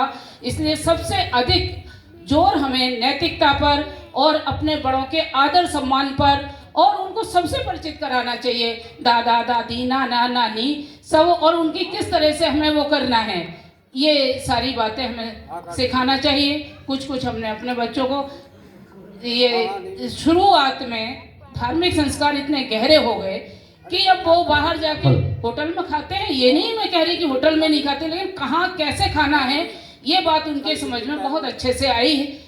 और हम जैसे भी रहते हैं हमें वो अमेरिका में भी उसी तरह से हमारी सारी क्रियाओं का पालन वो करवाते हैं।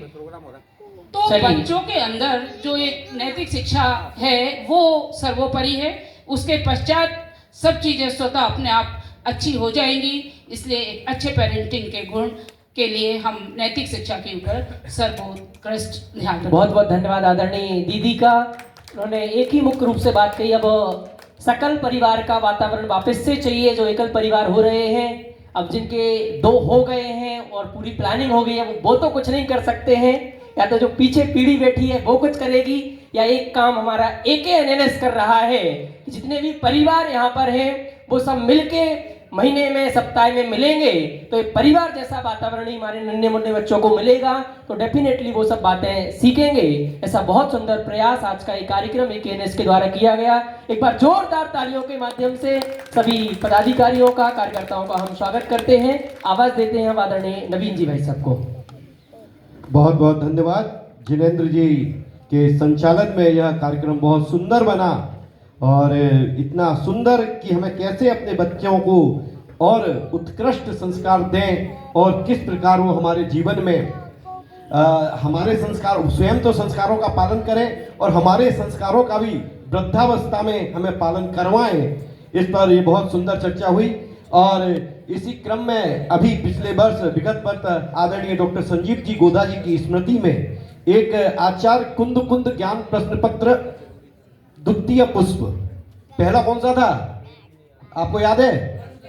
धर्म के 10 लक्षण, आदरणीय दादा डॉक्टर हुकमचंद बादल की कृति धर्म के 10 लक्षण पर एक प्रश्न पत्र का आयोजन किया गया था। और उसके पश्चात आचार्य अमृत चंद देव जी की कृति पुरुषार्थ सिद्धि उपाय पर एक प्रश्नोत्तरी का आयोजन किया गया, जिसमें देश भर से 1800 प्रश्न पत्र भरकर आए थे और उनके पुरस्कार सभी को दे दिए गए थे। लेकिन जो जयपुर के पुरस्कार थे, यानी जयपुर में हमने टोटल 428 पुरस्कार थे टोटल, जिसमें जयपुर में 18 पुरस्कार हैं हमारे पास, और 18 में से 4 से 5 विजेता हमारे बीच में पधारे हैं। तो मैं वहां पर इनको सभी को आमंत्रित करता हूं उनके नाम बोलकर कि आप लोग यहां पर पधारे और अपना पुरस्कार में एक बहुत सुंदर घड़ी, ये आचार्य कुंद कुंद एक वृक्ष के नीचे बैठकर तपस्या कर रहे हैं, यह सुंदर सांत्वना पुरस्कार के रूप में ये यहाँ पर हम सभी प्रतियोगियों को दे रहे हैं, तो यह जरूर लें। तो मैं यहाँ से नाम बोल रहा हूँ क्योंकि समय अपने पास बहुत कम है। जयपुर से श्रीमती स्तुति जैन, इन्होंने भी सांत्वना पुरस्कार प्राप्त किया है, वो आए और अपना यहाँ से पुरस्कार ग्रहण करें। स्तुति जैन जी आ जाइए साहब, 4 कदम चलना है। श्रीमती वर्षा जैन, धर्मपत्नी मनीष कुमार जैन, श्रीमती सुनीता जी जैन, धर्मपत्नी TC जैन साहब वो नहीं है, तो यहाँ पर मैं उनकी सुपुत्री से निवेदन करूंगा कि वो अपनी माता जी का पुरस्कार ग्रहण करें। और निशी जैन जी नहीं है, श्रीमती उमा जी जैन अंबाबाड़ी, हाँ आइए। यानी आप लोगों ने, यानी समझिए इन्होंने जो प्रश्न पत्र भरा है, तो पूरे पुरुषार्थ सिद्धि उपाय यानी 226 गाथाओं का पूरा यहाँ पर उन्होंने अध्ययन किया है और उसके पश्चात ही यह प्रश्न पत्र भर सकता था। तो ऐसा स्वाध्याय का अनुपम कार्य इन्होंने किया है। श्रीमती निशी जी जैन नहीं है, पुष्पा जी, समता सोगानी जी नहीं है, ठीक है। तो अभी यहाँ पर जो उपस्थित है वो यही है। तो हाँ, श्रीमती उमा जी अंबाबाड़ी में है, बहुत स्वाध्याय और काफी शिविरों में भाग लेती रहती हैं। और इस प्रश्न पत्र को जो बनाने में बहुत उत्कृष्ट कार्य किया, प्रचार प्रसार में कार्य किया, तो मैं उनके यहाँ से नाम बोल रहा हूँ। हमारे कार्यकर्ता वो भी यहाँ पर एक एक कर आते जाएं। जिन कुमार जी शास्त्री है क्या? आइए साहब, अरे आ जाओ आ जाओ, अरे आ तो जाओ भाई जल्दी से, औपचारिकता मत करो, आ जाओ जल्दी जल्दी सभी। हाँ हाँ, गौरव जी उखलकर, संजीव कुमार जी खड़ेरी, अखिल जी शास्त्री मंडीदीप, आइए साहब जल्दी से। नयन जी शास्त्री बराइठा जो हमारे पास नहीं अभी उपलब्ध नहीं है, समर्थ जी शास्त्री, सौरभ जी शास्त्री फूफ, सौरभ जी। उसके अलावा आईटी में सुदीप जी शास्त्री, विनीत जी शास्त्री और रोशनी जित कुमार जी कंदी। आइए साहब। उसके अलावा प्रचार प्रसार और इसमें बहुत सहयोग किया अरविंद जी शास्त्री, श्रीमन जी शास्त्री, राजेश जी शास्त्री साहेगढ़ स्वयं मंचासीन है, मनीष जी शास्त्री, मनीष जी, अभिजीत जी पाटिल, आयुष जी शास्त्री, दिनेश जी शास्त्री, इन्होंने इसके प्रिंटिंग का बहुत सुंदर कार्य किया।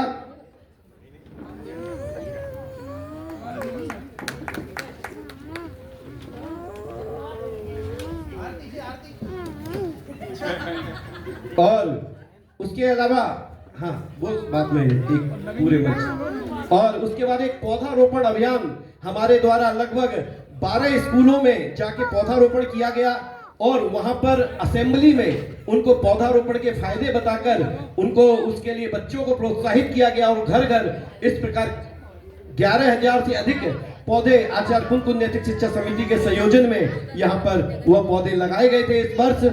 और उसके अलावा इसमें जो प्रमुख रूप से हमारा जो किया श्रीमान गजेंद्र जी शास्त्री, इन्होंने पौधारोपण अभियान में हमें भरपूर सहयोग दिया और अपनी गाड़ी से संपूर्ण पौधे रखकर स्कूल में हम सभी लोग गए और वहां पर पौधारोपण किया। श्रीमान रविंद्र जी जैन साहब, श्रीमती आरती जी जैन,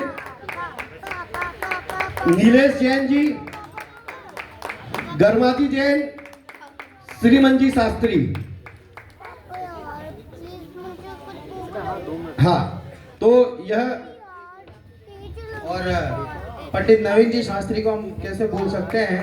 AKNS का कोई भी कार्यक्रम हो शास्त्रियों का सबसे सक्रिय रह करके सारा कार्यक्रम संपन्न कराते हैं। आरती भाभी के साथ साथ में पुरस्कार मैं जो है इस मंच से कहना चाहता हूं कि ये जो आप अच्छी व्यवस्थाएं देख रहे हैं उसमें आयुष जी और अरविंद जी का तो बहुत बड़ा योगदान है, लेकिन नवीन जी का सर्वाधिक जो है इसमें योगदान है। मेरे दिल से आप लोगों से निवेदन करता हूं कि एक बार इसके लिए नवीन जी के लिए खड़े होकर के तालियां बजाएं।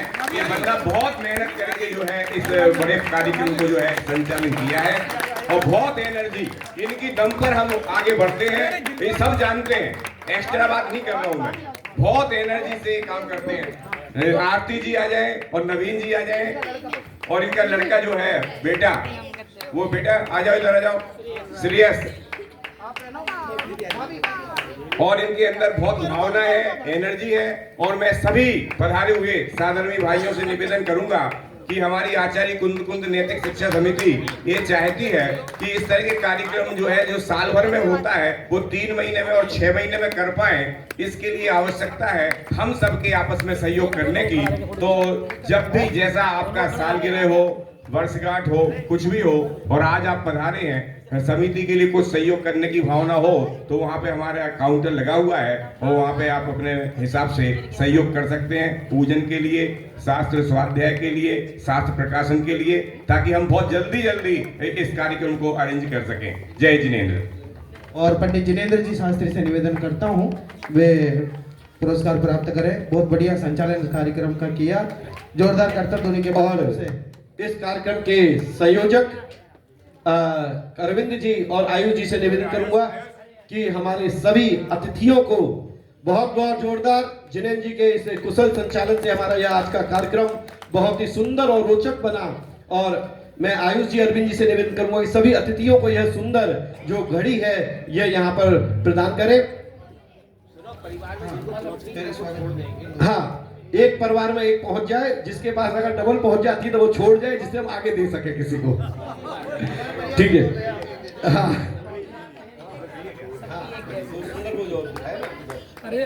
हाँ हाँ सब ये तो लो फिर छोड़ते हैं। हाँ लेकर के छोड़ो। राजेश जी और राजेश जी अरे फोटो तो खींच लो सब। हाँ अरे हाँ और मैं मधु जी बगड़ा से निवेदन करूंगा कि वो हमारी प्रीति जी को यह घड़ी प्रदान करके हमारी उनका हार्दिक अभिनंदन करें। श्रीमती मधु जी, हाँ माला। और हमारे जो आज के विधानकर्ता थे श्रीमान रिमांशु जी, समकित जी, तो मैं उनसे निवेदन करूंगा मधुर जी वो भी यहाँ पर पधारे। आइए समकित जी, रिमांशु जी।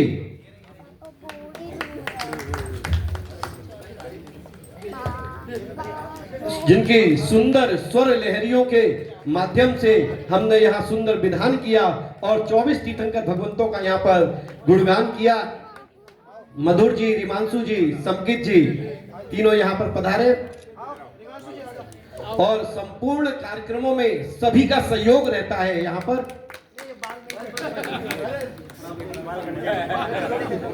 हाँ।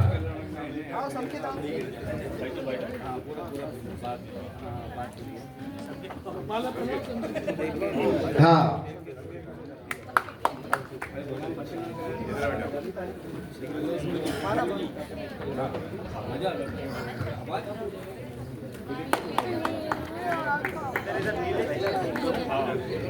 हाँ, और यह सुंदर कार्यक्रम जिनके संयोजकत्व में हुआ, ऐसे अरविंद जी और आयुष जी दोनों एक बार यहाँ पर सामने आ जाएं, और जिनके सुंदर निर्देशन में यह कार्यक्रम संपन्न हुआ।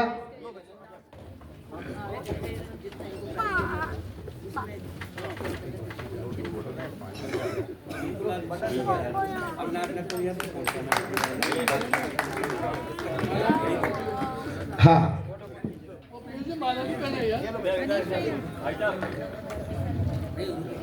और हम दोनों से अपेक्षा करेंगे कि आगामी कार्यक्रम इससे और सुंदर और अच्छे संयोजक में और अच्छी व्यवस्थाओं के साथ वो यहाँ पर संपन्न कराएंगे।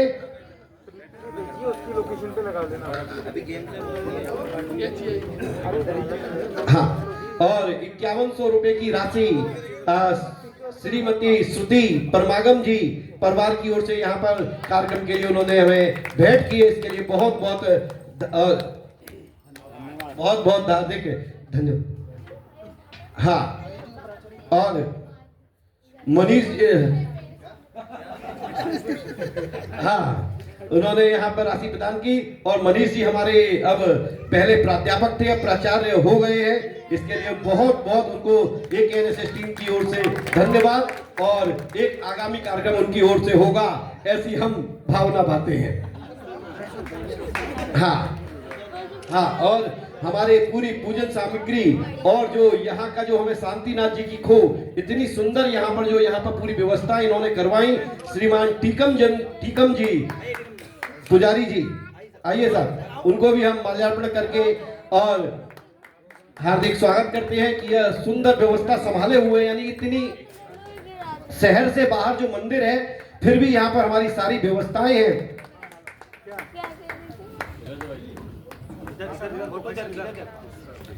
तो बहुत बहुत सुंदर कार्यक्रम और सभी को बहुत बहुत धन्यवाद। और जो भी हम प्रश्न पूछे थे वो बच्चे, और एकेएनएसएस आचार्य कुंतु नैतिक शिक्षा समिति की आप लोगों ने अगर सदस्यता फॉर्म नहीं भरा है तो वो सदस्यता फॉर्म अवश्य आप भर दें, जिससे कि आपके परिवार का डाटा हमारे पास आ जाए। तो हमारी जो प्रतिदिन जन्मदिन एवं वैवाहिक आदि शुभकामनाएं देने का जो कार्यक्रम है वो भी निरंतर बना रहेगा, और आप सभी को हम सभी सूचनाएं यथा समय यथा योग्य माध्यम से प्रदान कर पाएंगे। तो आप जो सदस्यता फॉर्म है वो अवश्य भर दें, और गोले की मंगल कलश आदि की जो भी राशि देना चाहें तो वहां पर हमारे रविंद्र जी साहब बैठे हुए हैं, उनके पास में वो जमा करा सकते हैं।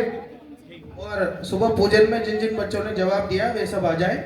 नाम मुझे ज्यादा किसी के ख्याल में नहीं है। जिन जिन ने भी जवाब दिया है वे सभी कृपया मंच पर आ जाएं। और श्रीमती नमिता जी छाबड़ा मोती संस की ओर से हमारे इस कार्यक्रम के लिए 11,000 रुपए की राशि प्रदान की। वो आई थी लेकिन अल्प समय होने के कारण वो हमारे बीच से जल्दी निकल गई। तो श्रीमती नमिता जी छाबड़ा मोती संस वालों का हार्दिक धन्यवाद। हमारा हम प्रोसेस करते हैं, जोरदार तालियों से उनका हार्दिक अभिनंदन एवं स्वागत करते हैं। और ये जो बच्चे जिनके माध्यम से यहाँ पर जो प्रश्नों के उत्तर विधान में दिए गए थे, उनको भी यहाँ पर पुरस्कार दिया जा रहा है। और अब हमारे पास 2 हैं। अब आप लोगों को भोजन करना है कि थोड़ी देर और बैठना है? बैठना है,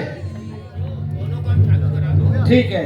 तो उससे पहले हाँ, तो बिल्कुल दोनों काम, तो जब तक भोजन की तैयारी हो रही है, यहाँ पर 15 मिनट एक सुंदर काव्य पाठ का कार्यक्रम यहाँ पर होगा, जो जिन कुमार जी भागचंद जी के माध्यम से सुंदर काव्य पाठ आप सुनिए।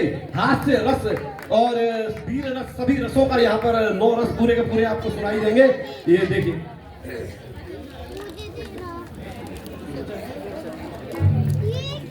हास्य रस कविता आपको हंसाने के लिए कुछ कविताएं हम यहाँ से सुनाएंगे। सब तैयार रहे। हमारे जो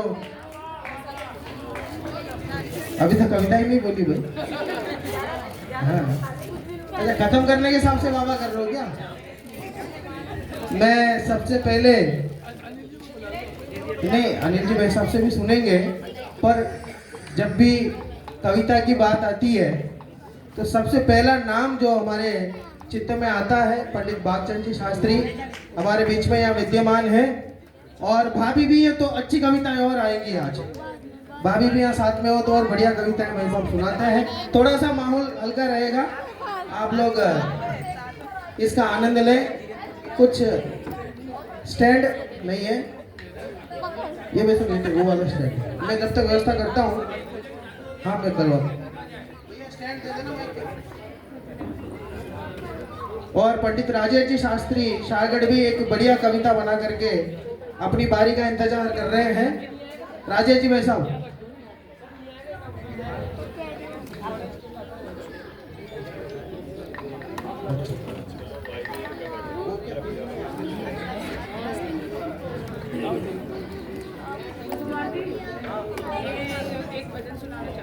भजन, हाँ भजन। इसके बाद कोई कविता सुनाना चाहे तो पहले इस समय कोई कविता सुना सकते हैं। कोई भी कविता सुनाने आए, हास्य कविता कुछ भी। अभी सबसे पहले पंडित भागचंद जी हमारे बीच में तैयार हो चुके हैं। अच्छा, उससे पहले पंडित अनिल जी शास्त्री से मैं निवेदन करता हूँ, वे भी हमारे बीच में अपनी कविताओं को लेकर के बहुत प्रसिद्ध हैं। बहुत बढ़िया बढ़िया पंक्तियाँ आदरणीय भाई साहब सुनाते हैं। हम सबकी तालियों के साथ मैं निवेदन करता हूँ पंडित अनिल जी शास्त्री आए। आइए भाई साहब। अभी नहीं है, स्टॉक में नहीं है कोई कविता अभी? बना दो भाई साहब, तत्काल बना दो। अच्छा, भोजन के बाद जब एनर्जी आएगी तो और कविताएं बना के सुनाने की उन्होंने आश्वासन दिया है। तो भाई साहब अब आप ही हो। हाँ, भागचंद जी भाई साहब।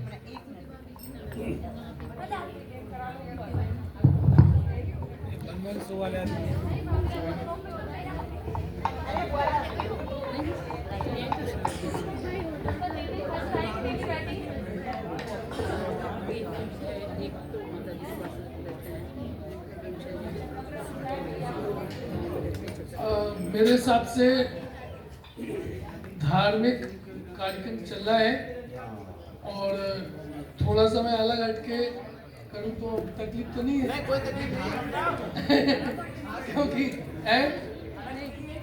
अलग के लिए बैठे ना भाई। आनंद, ये नवीन जी कह रहे थे ना कि सारे रस हो, तो चल मैं आपको शायरी वायरी सुनाऊं। अहम ने एक वहम पाल रखा है कि मैंने सबको संभाल रखा है। ये सबसे खतरनाक है कि मैं ही सब कुछ करता हूँ और जिंदगी गुजार दी दूसरों को खुश करने में। और जो खुश हुए वो अपने ना थे और जो अपने थे वो कभी खुश नहीं हुए। क्या बात है, क्या बात है। दर्द है, दर्द है।